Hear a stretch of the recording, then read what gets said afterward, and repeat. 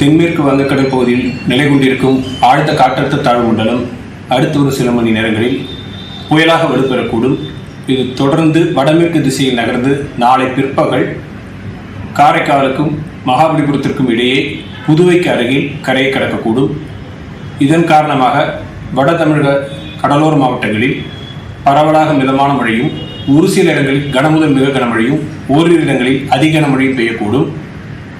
இந்த புயல் கரையை கடக்கின்ற பொழுது பலத்த காற்றானது மணிக்கு 70 முதல் 80 கிலோமீட்டர் வேகத்தில், அவ்வப்பொழுது 90 கிலோமீட்டர் வேகத்தில் வீசக்கூடும்.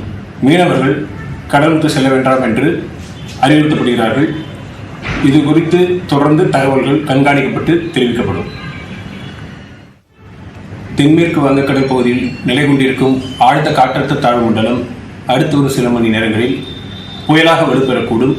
இது தொடர்ந்து வடமேற்கு திசையில் நகர்ந்து நாளை பிற்பகல் காரைக்காலுக்கும் மகாபலிபுரத்திற்கும் இடையே புதுவைக்கு அருகில் கரையை கடக்கக்கூடும்.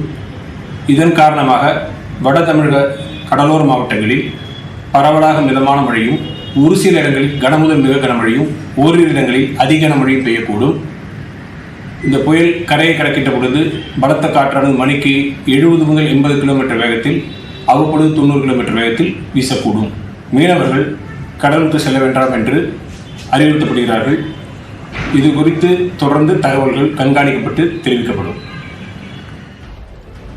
தென்மேற்கு வங்கக்கடல் பகுதியில் நிலை கொண்டிருக்கும் ஆழ்ந்த காற்றழுத்த தாழ்வு மண்டலம் அடுத்த ஒரு சில மணி நேரங்களில் புயலாக வலுப்பெறக்கூடும். இது தொடர்ந்து வடமேற்கு திசையில் நகர்ந்து நாளை பிற்பகல் காரைக்காலுக்கும் மகாபலிபுரத்திற்கும் இடையே புதுவைக்கு அருகில் கரையை கடக்கக்கூடும். இதன் காரணமாக வட தமிழக கடலோர மாவட்டங்களில் பரவலாக மிதமான மழையும், ஒரு சில இடங்களில் கனமுதல் மிக கனமழையும், ஓரிரு இடங்களில் அதிக கனமழையும் பெய்யக்கூடும். இந்த புயல் கரையை கடக்கின்ற பொழுது பலத்த காற்றானது மணிக்கு 70 முதல் 80 கிலோமீட்டர் வேகத்தில், அவ்வப்பொழுது 90 கிலோமீட்டர் வேகத்தில் வீசக்கூடும். மீனவர்கள் கடலுக்கு செல்ல வேண்டாம் என்று அறிவுறுத்தப்படுகிறார்கள்.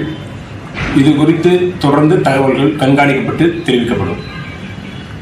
இன்னும் சில மணி நேரத்தில் பெங்கல் புயல் உருவாகும் என்றும் அது நாளை புதுவை அருகே கரையை கடக்கும் என்றும் தற்போது வானிலை மைய இயக்குநர் பாலச்சந்திரன் தெரிவித்திருக்கிறார்.